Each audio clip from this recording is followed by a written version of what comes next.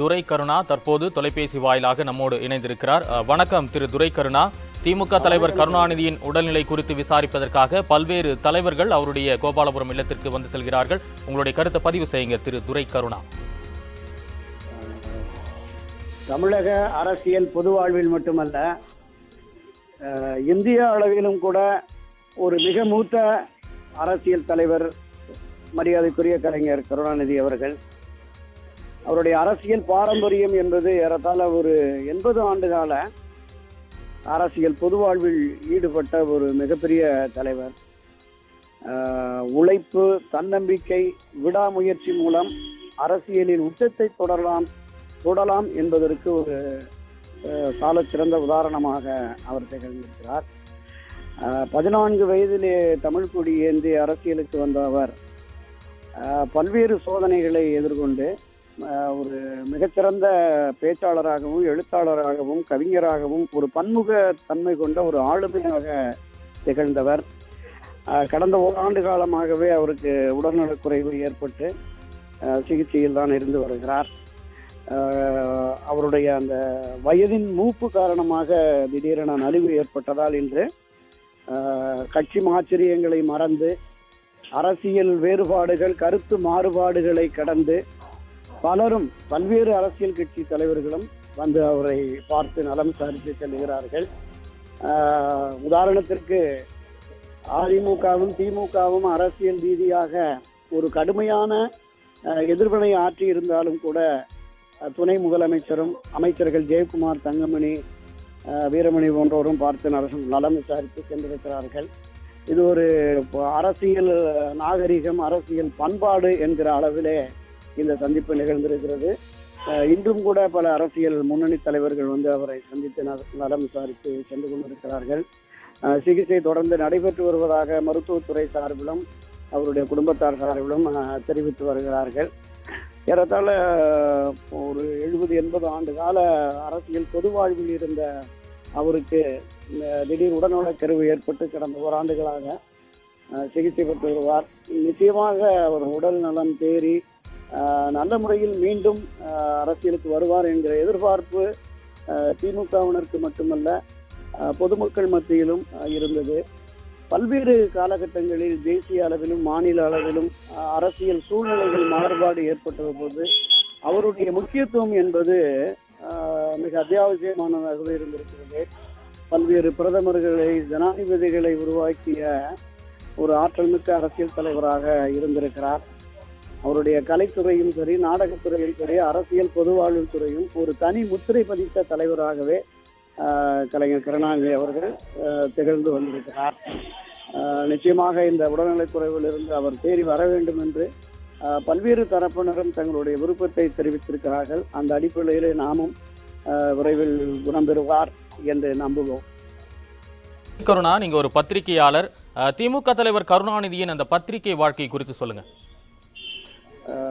அவரே பல முறை பதிவு செய்திருக்கிறார். அவர் வந்து தன்னுடைய பள்ளி பருவத்திலேயே கையெழுத்து பிரதியை நடத்தி வந்திருக்கிறார். ஏறத்தாழ 75 ஆண்டுகளுக்கு மேலாக முரசொலி நாளேடு ஆரம்பத்திலே வார இதழாக அதை நடத்தி மிகுந்த சிரமத்திற்கிடையே முரசொலி பத்திரிகை வளர்த்தெடுத்து வந்திருக்கிறார். என்னுடைய குழந்தைகளில் ஒன்று முரசொலி என்றே அவர் அடிக்கடி சொல்லி வருவார்.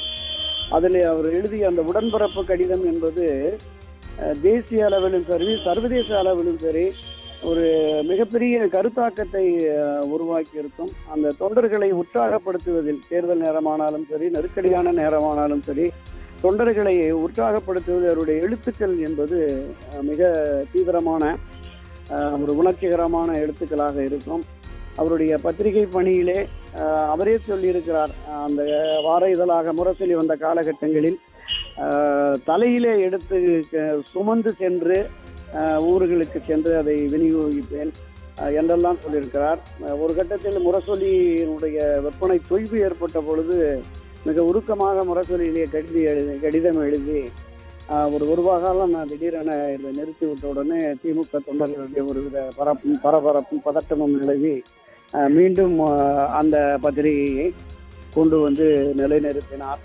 ஒரு அரசியல் தொடர்பான ஒரு கட்சி பத்திரிகையை 25 ஆண்டுகளுக்கு மேலாக தொடர்ந்து நடத்தி வருவது என்பது மிக அசாதாரணமான விஷயம். அதிலும் அவர் சாதித்திருக்கிறார். அவருடைய எழுத்துக்கள் என்பது தொண்டர்களுக்கு மிக மிக ஒரு உற்சாகமும் எழுச்சியும் அளிக்கக்கூடியதாகவே இருக்கும். அவசர நிலை காலத்தில் அவர் எழுதவே முடியாத ஒரு சூழல் இருந்த பொழுது பல்வேறு உதாரணங்களை காட்டி குறிப்புகளை கட்சியினர் உணர்ந்து கொள்ளத்தக்க அளவில் குறிப்புகளை எழுதுவதிலே அவர் வல்லவர். ஒரு கட்டத்தில் யாரெல்லாம் மிசா சிறைக்கு சென்றிருக்கிறார்கள் என்கிற பட்டியலை கூட வெளியிட முடியவில்லையே என்கிற ஆதங்கம் வந்த பொழுது அந்த காலகட்டத்தில் அண்ணா நினைவிடத்திற்கு சென்று மரியாதை செலுத்த வேண்டிய ஒரு சூழல் இருந்தது.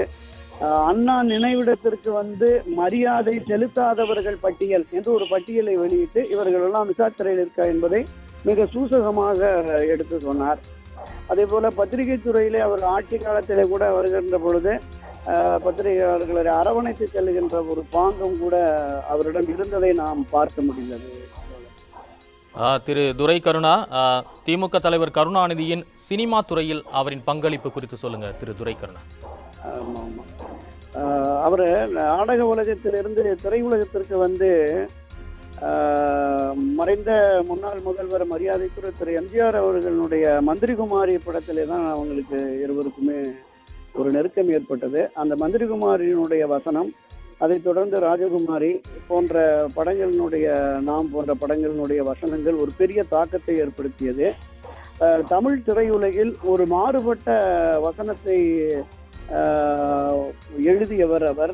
அந்த அவருடைய பராசக்தி மனோகரா வசனம் என்பது 50-60களிலே மிகப்பெரிய தாக்கத்தை கல்லூரிகளிலே படிக்கிறவர்களாகட்டும், ஆசிரியர்களாகட்டும், இளைஞர்களாகட்டும் அந்த வசனங்களை மனப்பாடம் செய்து மேடைகளில் சொல்லக்கூடிய அளவிற்கு ஒரு அனல் தெரிக்கும் வசனங்களை எழுதினார். திமுக தலைவர் கருணாநிதியும் தமிழும் இதை பற்றி சொல்லுங்க.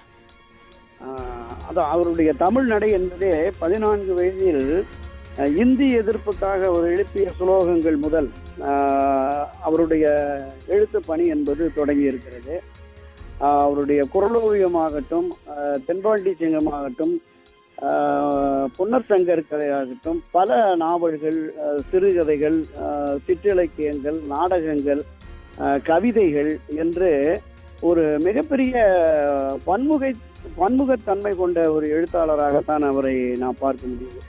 அவர் எந்த ஒரு விஷயத்தை தொட்டாலும் அதனுடைய ஆழம், அவருடைய கவிதைக்கு பல உதாரணங்கள் சொன்னாலும் பேரறிஞர் அண்ணா மறைந்த போது அவர் படித்த அந்த இரங்கர் கவிதை இருக்கிறது, அது ஒரு மிகப்பெரிய தாக்கத்தை 60-70களில் உருவாக்கியது. அதே போல அவருடைய நாவல்களாகட்டும், அவருடைய வரலாற்று புதினங்களாகட்டும் எல்லாவற்றிலுமே ஒரு மிகப்பெரிய ஆளுமைத்தன்மை, மிக ஒரு நேர்த்தியான வசன நடைகள் அதிலே இருக்கும். குறிப்பாக ஒரு 6 பாகங்கள் என்று நினைக்கிறேன். அவருடைய அரசியல் புதுவாழ்வு, அவருடைய வாழ்க்கையை நெஞ்சுக்கு நீதி என்கிற தலைப்பிலே ஒரு அருமையான பதிவாக இருக்கும். நீங்க தமிழக அரசியல் வரலாற்றை ஒரு முழுமையாக தெரிந்து கொள்ள வேண்டும் என்றால் அந்த நூல் உதவும். அந்த அளவிற்கு இரவும் பகலும் எழுதியே பல வரலாற்று புதினங்களை, நாவல்களை, கவிதைகளை, இலக்கியங்களை படைத்திருக்கிறார். அது போற்றத்தக்கதுதான். நான் ஏற்கனவே குறிப்பிட்டது மாதிரி நாடகம், எழுத்து, பேச்சு, அந்த நாவன்மை, அவருடைய அரசியல் பணிகள் எல்லாமே ஒரு உச்சத்துல தான் இருந்தது என்பதுதான் யதார்த்த நிலை. துரை கருணா, தமிழக முதல்வராக இருந்தபோது திரு மு கருணாநிதியின் செயல்பாடு குறித்து சொல்லுங்க. 1969ஆம் ஆண்டு அன்றைய தினம் முதலமைச்சராக இருந்த பேரறிஞர் அண்ணா அவர்கள் மறைந்த பிறகு அந்த இடத்திற்கு அடுத்து யார் வருவது என்கிற ஒரு மிகப்பெரிய பிரச்சனை இருந்தது. ஏற்கனவே பொறுப்பு முதல்வராக நாவலர் நெடுஞ்செழியன் இருந்ததால் அவர்தான் முதல்வராக வர வேண்டும் என்கிற ஒரு எண்ண ஓட்டம் கட்சியின் நிர்வாகிகளிடம் இருந்தது. ஆனால் ஏராளமான தொண்டர்களும் கட்சியின் நிர்வாகிகளும் திரு கருணாநிதி அவர்கள் தான் முதலமைச்சராக வர வேண்டும் என்கிற ஒரு முன்முனைப்பை எடுத்ததன் விளைவாக திரு எம்ஜிஆர் உள்ளிட்ட முக்கிய தலைவர்கள் பலரும் திரு கருணாநிதி அவர்களையே முதலமைச்சராக தேர்ந்தெடுத்தார்கள்.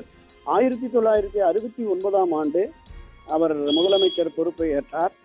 2 ஆண்டுகள் அது முடிந்ததற்கு பிறகு 1971 தேர்தல் வந்த பொழுது ஏறத்தாழ 184 இடங்களில் தமிழக அரசியல் தேர்தல் வரலாற்றிலே இல்லாத அளவிற்கு 184 தொகுதிகளில் வெற்றி பெற்று ஒரு அறுதி பெரும்பான்மையோடு ஆட்சி அமைத்து ஆட்சி திறம்பட நடத்தி வந்தார். பல்வேறு முடிவுகளை பெரியாருடைய அந்த சுயமரியாதை திருமண சட்டமாகட்டும், பெண்களுக்கான சொத்துரிமை சட்டமாகட்டும், பிற்படுத்தப்பட்டோருக்கான இடஒதுக்கீடு என்று பல்வேறு காலகட்டங்களில் பல்வேறு புதிய திட்டங்களை அறிவித்து பிச்சைக்காரர்கள் மறுவாழ்வு திட்டம், கைரிக்ஷா ஒழிப்பு திட்டம், கண் ஒளி வழங்கும் திட்டம், தொழு நோயாளிகள் மறுவாழ்வு திட்டம் என்று பல திட்டங்களை கொண்டு வந்தார். உண்மை செய்திகளை உங்கள் கண்முன் கொண்டு வரும் காவிரி நியூஸின் யூடியூப் சேனலை சப்ஸ்கிரைப் செய்யுங்கள். நொடிக்கு நொடி நாட்டு நடப்புகளை தெரிந்து கொள்ள காவிரி நியூஸ்.tv, Facebook, Instagram, Twitter போன்ற சமூக வலைதள பக்கங்களோடு எப்போதும் இணைந்திருங்கள்.